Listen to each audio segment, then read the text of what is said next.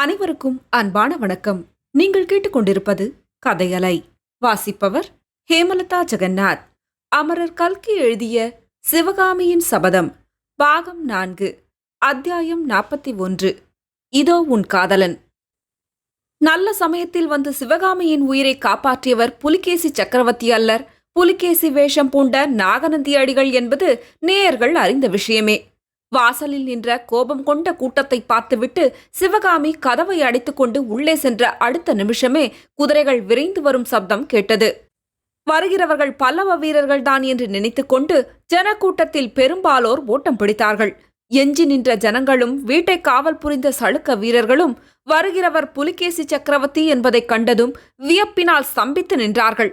நர்மதையிலிருந்து துங்கபத்ரை வரையில் பரவி கிடந்த மகத்தான சாம்ராஜ்யத்தை 10 நாளைக்கு முன்பு வரையில் ஏக சக்கராதிபதியாக இணையற்ற மகிமையுடன் ஆட்சி செலுத்திய தங்களுடைய மன்னருக்கு இவ்வளவு சீக்கிரத்தில் இத்தனை பெரிய துர்கதி நேர்ந்ததை எண்ணி வாதாபி மக்கள் கலங்கி போயிருந்தார்கள்.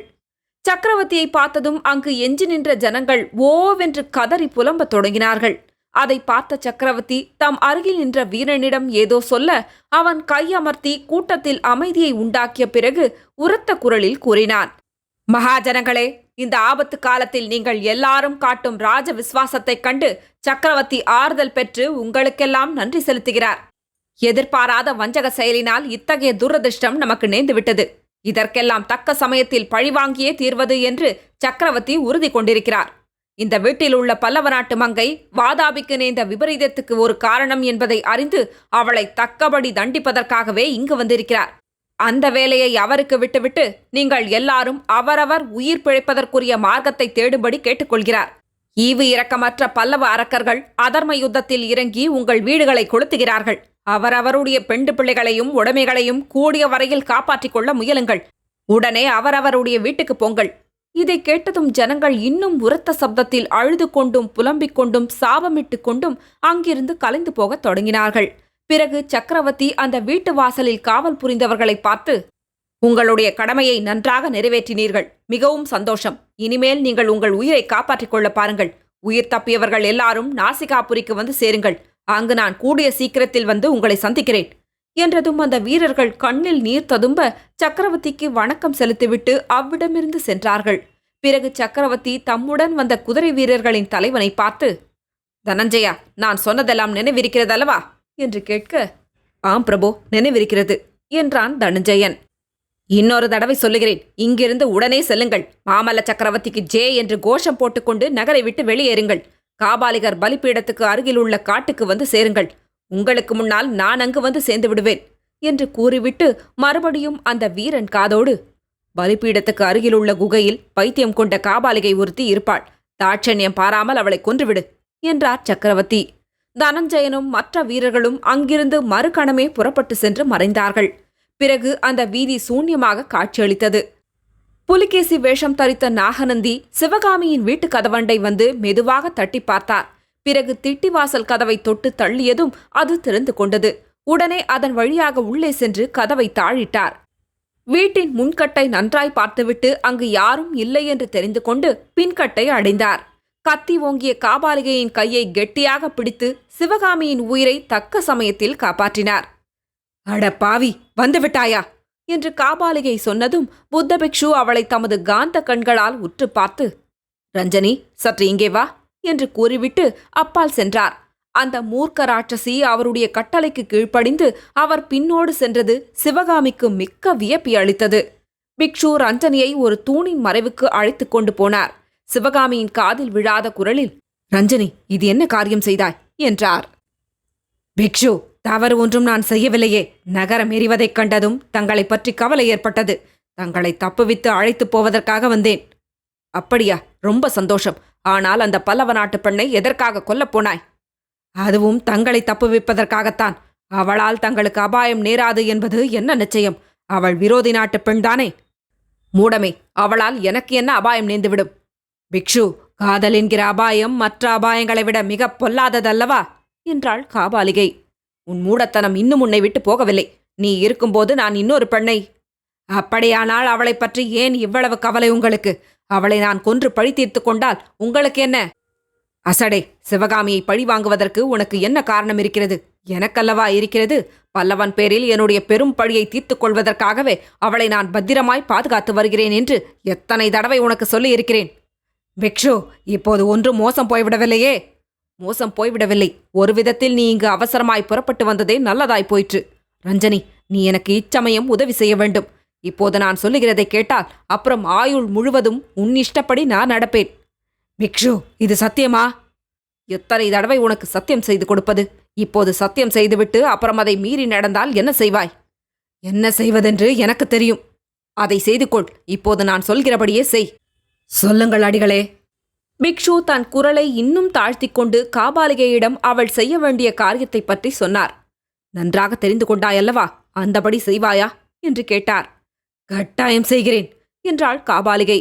பிறகு கோர புன்னகையுடன், பிக்ஷு, தாங்கள் தங்களுடைய பழியை தீர்த்து கொண்ட பிறகு நான் என் பழியை தீர்த்து கொள்ளலாம் அல்லவா என்றாள். பிக்ஷுவின் முகம் சுருங்கிற்று. ஆ, உன் சந்தேகம் உன்னை விட்டு அகலாது போல இருக்கிறது. எத்தனை தடவை ஆகட்டும் என்று சொல்லி இருக்கிறேன். போ சீக்கிரம், அதோ ரதமும் குதிரைகளும் வரும் சப்தம் கேட்கிறது என்றார். காபாலிகை அந்த வீட்டின் முன்கட்டில் பிரவேசித்து வாசல் கதவின் சமீபம் வந்தாள். திட்டி வாசற் கதவின் தாழை திறந்துவிட்டு பக்கத்தில் ஒதுங்கி நின்றாள். கத்தி பிடித்த அவளுடைய வலது கையை முதுகின் பின்னால் மறைத்து வைத்துக் கொண்டு அபாயத்தை எதிர்பாராத ஆட்டின் மேல் பாய எத்தனைக்கும் பெண் புலியைப் போல காத்திருந்தாள். அந்த பெண் பேயின் முகத்திலும் கண்களிலும் கொலைவெறி கூத்தாடிற்று. காபாலிகையை வாசற்பக்கத்துக்கு அனுப்பிவிட்டு நாகநந்தி பிக்ஷு சிவகாமியின் அருகில் வந்தார். சிவகாமி, இன்னமும் என் பேரில் சந்தேகம் தீரவில்லையா? இன்னமும் என்னிடம் நம்பிக்கை வரவில்லையா என்று கூறி பிக்ஷுவின் கனிந்த குரல் சிவகாமிக்கு மனக்குழப்பத்தை இன்னும் அதிகமாக்கிற்று. சக்கரவர்த்தி என்று ஆரம்பித்தவள் தயங்கி நிறுத்தினாள். ஓ, என் தவறுதான் என்று சொல்லி நாகநந்தி தம் தலையிலிருந்த கிரீடத்தை எடுத்தார். சிவகாமியின் குழப்பம் நீங்கியது. சுவாமி, தாங்களா இந்த வேடத்தில் என்றாள். ஆம் சிவகாமி, ஒரு சமயம் இந்த வேடம் பூண்டு உன் தந்தையின் உயிரை காப்பாற்றினேன். இன்னும் ஒரு கணம் சென்று வந்திருந்தால் அந்த ராட்சசி உன்னை கொலை செய்திருப்பாள். உன்னை மட்டுமா, வானமும் பூமியும் கண்டு வியக்கும்படியான அற்புத நடனக் கலையையும் உன்னோடு சேர்த்து கொன்றிருப்பாள். ஆனால் என்று சிவகாமி தயங்கினாள். ஏன் தயங்குகிறாய் சிவகாமி? என்ன வேண்டுமோ சீக்கிரம் கேள் என்றார் பிக்ஷு. ஒன்றுமில்லை, அந்த காபாலிகையின் பேரில் தங்களுக்குள்ள சக்தியை நினைத்து வியந்தேன். அது காதலின் சக்தி சிவகாமி. அந்த பெண் பேய் என்னிடம் காதல் கொண்டிருக்கிறது. அதனால்தான் அவள் என் கட்டளைக்கு அவ்வளவு சீக்கிரம் கீழ்ப்படுகிறாள். சிவகாமியின் முகத்தில் புன்னகையைக் கண்ட பிக்ஷு மேலும் கூறினார். ஆனால் இவள் எப்போதும் இந்த கோர ரூபத்துடன் இருந்ததாக நினையாதே. முன்னமே சொன்னேனே, நினைவில்லையா? ஒரு காலத்தில் வாதாபி அரண்மனைக்குள்ளேயே இவள்தான் சிறந்த அழகியாக இருந்தாள். ஒரு நாள் உன்னை பற்றி இழிவாக பேசினாள். அதன் காரணமாக இந்த கதியை அடைந்தாள். ஐயோ, என்ன கோர தண்டனை! அவள் இந்த மட்டோடு தப்பினாள். ஆனால் அஜந்தா குகைச்சுவரில் நீ புலிகேசியின் அடி பணிந்ததாக சித்திரம் எழுதியவன் என்ன கதி அடைந்தான் தெரியுமா? அவனுடைய கழுத்தை தொட்டு ஆசிர்வதித்தேன். அவ்வளவுதான். உடனே அவனுடைய தேகம் பற்றி எரிய ஆரம்பித்தது. சற்று நேரத்துக்கெல்லாம் அந்த சித்திரக்காரன் ஓட்டமாய் ஓடி நதியின் வெள்ளத்தில் குதித்தான். அப்புறம் அவன் வெளியேறவே இல்லை. ஐயோ, என்ன கொடுமை! இதற்காக இப்படியெல்லாம் செய்தீர்கள் என்று இருதயம் பதைப்பதைக்க சிவகாமி கேட்டாள். ஆஹா, இது மட்டும்தானா உனக்காக செய்தேன் சிவகாமி? இன்றைக்கு இந்த பெரிய வாதாபி நகரம் தீப்பற்றி எரிகிறதே, இதற்கு காரணம் யார் தெரியுமா? இன்று இந்த மாநகரத்தில் பல்லவ வீரர்கள் பிரவேசித்து அட்டகாசம் செய்வதற்கும், இந்த நகரத்தில் வாழும் லட்சோப லட்சம் ஜனங்கள் பித்து பிடித்தவர்கள் போல அங்கும் இங்கும் சிதறி ஓடுவதற்கும் காரணம் யார் தெரியுமா? தேச துரோகியும் குலத்ரோகியுமான இந்த பாதகன்தான் என்று சொல்லி பிக்ஷு படீர் படீர் என்று தமது மார்பில் குத்திக் கொண்டார். இதனால் பிரமை பிடித்து நின்ற சிவகாமியை பார்த்து சொன்னார். சிவகாமி, இந்த நகரை விட்டு அஜந்தா கலை விழாவுக்காக நான் போன போதே பல்லவன் படையெடுத்து வருகிறான் என்பதை அறிந்தேன். ஆயினும் என் சகோதரன் புலிகேசியிடம் அதை சொல்லாமல் மறைத்து அஜந்தாவுக்கு அவனை அழைத்துச் சென்றேன். ஏன் தெரியுமா? உன் ஒருத்தியின் சந்தோஷத்துக்காகத்தான். உன்னுடைய சபதம் நிறைவேறுவதை பார்த்துவிட்டு நீ இந்த நகரத்தை விட்டு கிளம்புவதற்காகத்தான். அதற்காகவே என் உயிருக்குயிரான உடன் பிறந்த தம்பியையும் பறிகொடுத்தேன். வாதாபி சக்கரவர்த்தியின் மரணத்துக்கு இந்த பாதகனே காரணம் என்று சொல்லி பிக்ஷு மறுபடியும் தம் மார்பில் அடித்துக் கொண்டார். சிவகாமியின் உடம்பெல்லாம் பதறியது. பிக்ஷுவின் கையை கெட்டியாக பிடித்து அவர் அடித்துக் கொள்வதை தடுத்தாள். சிவகாமி தன்னுடைய தளிர்கரத்தினால் தொட்டவுடனேயே நாகநந்தியடிகள் சாந்தமடைந்தார். சிவகாமி, உன்னை பதறும்படி செய்துவிட்டேன், மன்னித்துவிடு என்றார். மன்னிப்பதற்கு என்ன இருக்கிறது சுவாமி? அன்று என் தந்தையின் உயிரை காப்பாற்றினீர்கள், இன்று என் உயிரை காப்பாற்றினீர்கள். இதற்காகவெல்லாம் தங்களுக்கு எவ்வளவோ கடமைப்பட்டிருக்கிறேன். ஆனால் இந்த பேதைக்காக தாங்கள் இவ்வளவு சிரமம் எடுத்திருக்க வேண்டாம். சிவகாமி, உன்னை இன்னும் நான் காப்பாற்றிவிடவில்லை. உன் தந்தைக்காகவும் உனக்காகவும் நான் செய்திருக்கும் காரியங்களுக்கு நீ சிறிதேனும் நன்றி உள்ளவளாயிருந்தால் இப்போது எனக்கு ஓர் உதவி செய். என்ன செய்ய வேண்டும் சுவாமி? என்னிடம் நம்பிக்கை வைத்து என்னுடன் புறப்பட்டு வா. சிவகாமி திடீரென்று சந்தேகமும் தயக்கமும் கொண்டு, எங்கே வரச் சொல்கிறீர்கள்? எதற்காக என்று கேட்டாள்.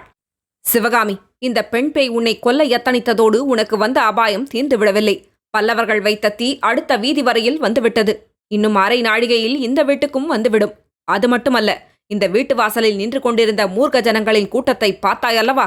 அவர்கள் உன்னை துண்டு துண்டாக வெட்டி போட வெறி கொண்டிருக்கிறார்கள். இந்த நகரத்துக்கு நேர்ந்த விபத்துக்கு நீதான் காரணம் என்று நினைக்கிறார்கள்.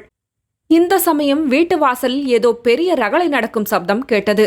கதவு திறந்து மூடும் சப்தமும், அதைத் தொடர்ந்து ஓர் அலறலும், கீழே ஏதோ தொப்பென்று விழும் ஓசையும் விரைவாக அடுத்தடுத்து கேட்டன. சிவகாமியின் உடம்பு நடுங்கிற்று. மூர்க்க ஜனங்களின் அட்டகாசத்தை கேட்டாயல்லவா?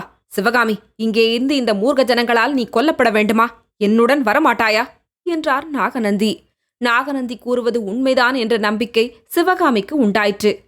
அடிகளே, என்னை எங்கே எப்படி அழைத்துச் செல்வீர்கள் என்று கேட்டாள். இத்தகைய அபாய காலத்தை எதிர்பார்த்து இந்த வீட்டிலிருந்து சுரங்க வழி ஏற்படுத்தியிருக்கிறேன். என்னை நம்பி நீ புறப்பட்டு வந்தால் அரை நாழிகை நேரத்தில் உன்னை இந்த கோட்டைக்கு வெளியே கொண்டு போய் சேர்ப்பேன். சுவாமி, அது மட்டும் என்னால் முடியாது. தங்களை ரொம்பவும் வேண்டிக் கொள்கிறேன். இந்த வீட்டிலிருந்து நான் வெளிக்கிளம்ப மாட்டேன். தாங்கள் செல்லுங்கள். சிவகாமி, நான் சொல்ல வந்ததை நீ முழுவதும் கேட்கவில்லை. உன்னை எங்கே அழைத்துப் போக உத்தேசித்திருக்கிறேன் என்று தெரிந்து கொள்ளாமலே சொல்லுகிறாய். ஒருவேளை முன்னொரு சமயம் சொன்னேனே, அந்த மாதிரி என்னுடன் அஜந்தா மலைக்குகைக்கு வரும்படி அழைப்பதாக எண்ணிக்கொண்டாயோ என்னவோ? அந்த கனவையெல்லாம் மறந்துவிட்டேன் சிவகாமி. உன் மனம் ஒரு நாளும் மாறப்போவதில்லை என்பதை அறிந்து கொண்டேன். இப்போது என்னுடைய கவலையெல்லாம் உன்னை எப்படியாவது தப்புவித்து உன் தந்தையிடம் சேர்ப்பிக்க வேண்டும் என்பதுதான். கோட்டைக்கு வெளியே சென்றதும் நேரே உன் தந்தையிடம் கொண்டு போய் உன்னை ஒப்புவிப்பேன். பிறகு என் வழியே நான் செல்வேன். சிவகாமி சிறிது நேரம் சிந்தனை செய்துவிட்டு, சுவாமி, உங்களை நான் பூரணமாய் நம்புகிறேன். ஆனாலும் இந்த வீட்டை விட்டு நான் புறப்பட மாட்டேன்.